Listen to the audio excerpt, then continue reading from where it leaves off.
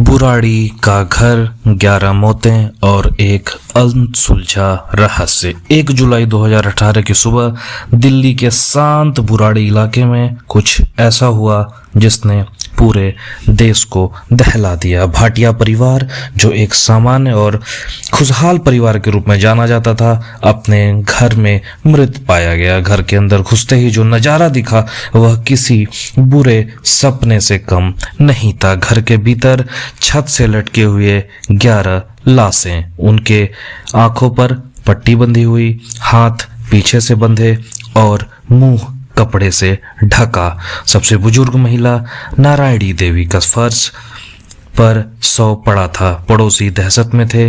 Police को सूचना दी गई, लेकिन जब पुलिस ने मामले की जांच शुरू की तो जो बातें सामने आई वह सच्चाई से ज्यादा किसी मनोवैज्ञानिक थ्रिलर जैसी थी। भाटिया परिवार 3 पीढ़ियों का था। नारायणी देवी उम्र 77 साल, परिवार की मुखिया। ललित भाटिया उम्र 45 साल, सबसे रहस्यमय शख्स। टीनू, सविता और उनकी बेटियां, परिवार के अन्य सदस्य। यह परिवार हमेशा खुशहाल दिखता था। उनका किराना स्टोर और प्लाईवुड का बिजनेस चल रहा था। पड़ोसी उन्हें मिलनसार मानते थे, लेकिन यह सामान्य परिवार अंदर से पूरी तरह टूट चुका था। पुलिस को जांच में 11 डायरियां मिली। इन डायरियों ने इस मामले की पूरी कहानी को नया मोड़ दिया। डायरियों में हर छोटी बड़ी घटना लिखी गई थी। घर की दिनचर्या, पूजा के नियम और अनुष्ठान के निर्देश। पिता की आत्मा ललित के माध्यम से हमसे बात करती है। अगर तुमने सबसे मिलकर ये प्रक्रिया की तो मोक्ष मिलेगा। आंखों पर पट्टी बांधकर डर पर काबू पाओ, सब सही होगा। अगले दिन हम पिता की आत्मा से मिलेंगे। इन डायरियों से यह पता चला कि परिवार पिछले 11 सालों से इन अनुष्ठानों को कर रहा था। ललित, जो पिता की आत्मा से संवाद करता था, परिवार के हर कदम का मार्गदर्शन कर रहा था। अब बात करते हैं घटना के दिन की। सीसीटीवी फुटेज में क्या दिखा।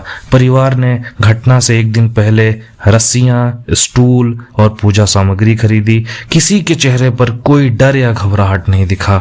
आधी रात में क्या हुआ? 30 जून की रात को परिवार ने मिलकर खाना खाया, फिर पूजा शुरू हुई। ललित ने डायरियों के निर्देशों के अनुसार किसी को अपने आंखों पर पट्टी बांधने और रस्सियों से खुद को बांधने को कहा। सभी 11 सदस्यों ने एक दूसरे की मदद की। डायरियों में यह लिखा था कि यह सिर्फ एक अनुष्ठान है, तुम्हें नहीं लगेगा कि तुम्हारी सांसें रुक रही हैं, पिता तुम्हें बचा लेंगे। अब बात करते हैं 11 पाइपों का। पुलिस को घर के बाहर दीवार पर 11 पाइप लगे हुए मिले। 7 पाइप ऊपर की ओर झुके थे, 4 नीचे की ओर। लोगों ने इन पाइपों को 11 मृतकों से जोड़ा। क्या यह पाइप किसी अनुष्ठान का हिस्सा थे या क्या यह पाइप किसी मोक्ष के प्रतीक थे? हालांकि पुलिस ने इसे संयोग बताया, लेकिन इसने मामले को और रहस्यमय बना दिया। ललित, परिवार का रहस्यमय नेता। ललित, जो पिता की आत्मा से निर्देश लेने का दावा करता था, इस पूरे मामले का केंद्र था। ललित ने अपने पिता की मौत के बाद बोलना लगभग बंद कर दिया था। विशेषज्ञों का मानना था कि ललित को कोई डिल्यूजन या भ्रम था। परिवार के अन्य सदस्य इतने प्रभावित थे कि वे हर उसकी बात पे विश्वास करते थे। विशेषज्ञों ने इसे शेयर्ड साइकोसिस का मामला बताया, जहां एक व्यक्ति की मानसिक बीमारी पूरे परिवार को अपने चपेट में ले लेती है। पुलिस की जांच और पोस्टमार्टम ने इसे तो सामूहिक हत्या, आत्महत्या करार दिया। परिवार ने अनुष्ठान के लिए स्वेच्छा से यह कदम उठाया। कुछ लोगों ने कहा कि ललित ने परिवार को मजबूर किया, कुछ लोगों ने इसे तांत्रिक अनुष्ठान से भी जोड़ा। अब घटना के बाद क्या हुआ? घटना के बाद किसी को यकीन नहीं था कि ऐसा शांत और खुशहाल दिखने वाला परिवार एक दिन ऐसा कर सकता था। यह केस हर न्यूज चैनल की हेडलाइन बन गया था। नेटफ्लिक्स की जो डॉक्यूमेंट्री थी, house of secrets, the Burari deaths, इस घटना को गहराई से दिखाती है। और कुछ सवाल हैं जो ना आज भी रहस्य बन के खड़े हैं कि क्या यह सच में मोक्ष का अनुष्ठान था या अंधविश्वास की हदें पार कर दी गई?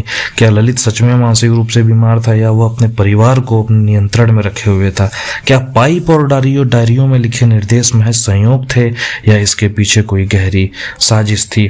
और एक सवाल और जिसका आज तक जवाब नहीं मिला कि बुराड़ी का घर आज तक वीरान पड़ा है।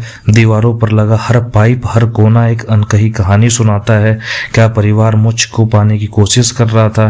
क्या उनकी आस्था और अंधविश्वास ने उन्हें मौत के मुंह में धकेल दिया। इस सवाल का जवाब शायद कोई नहीं दे सकता। बुराड़ी का मामला आज भी भारतीय इतिहास की सबसे रहस्यमय और डरावनी